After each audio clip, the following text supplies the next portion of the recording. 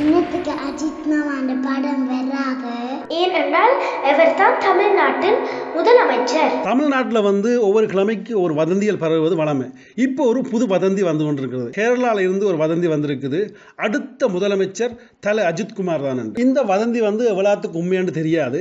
ஆனால் அஜித் ஒரு காலத்தில் முதலமைச்சராக வருவர் என்று அவருடைய ஜோதிடர் ஏற்கனவே சொன்னதாகவும் ஒரு தகவல் வருது. தமிழக முதல்வர் ஜெயலலிதாவுக்கும் தல அஜித்துக்கும் ஏற்கனவே நெருங்கிய தொடர்பு உள்ளது எல்லாரும் அறிந்ததே. அதிமுக கட்சிக்குள்ளேயும் வெளியிலேயும் எவ்வளவோ பெரிய பெரிய ஆட்கள் இருக்கும் பொழுது எதற்காக தலை அஜித்குமாரை தேர்ந்தெடுத்தார் என்பது கேள்விக்குறியாகவே உள்ளது. தலை அஜித்குமார் மட்டும் ஓமண்டு ஒரு வார்த்தை சொன்னால் காணும் அடுத்த முதலமைச்சர் அவர்தான் போல இருக்குது.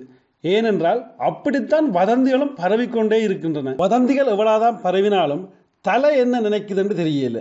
அதை விட தலை இந்த ரசிகர்மார் என்ன நினைக்கிறேன்னு தெரியல. வதந்திகள் இன்னும் 10 எரியக்கு முன்னம் இதுக்கு எல்லாத்துக்கும் ஒரு முடிவு. தலை நேரில் ஒரு பதில் சொன்னா சரி. இந்த வதந்திகள் எல்லாத்தையும் கேட்கல ஒரு உண்மை தெரிஞ்சாகுது. அதாவது செல்வி ஜெயலலிதா இனி பதவியில இருக்க மாட்டாவோ என்று ஒரு கேள்வி எழுகுது. ராமன் ஆண்டா என்ன, ராவணன் ஆண்டா என்ன, உழைச்சாத்தான் எல்லாருக்கும் சோறு. என்னமோ இதுக்கு தலையும் காலமும் பதில் சொல்லட்டும். அதுவரையும் காத்திருப்போம்.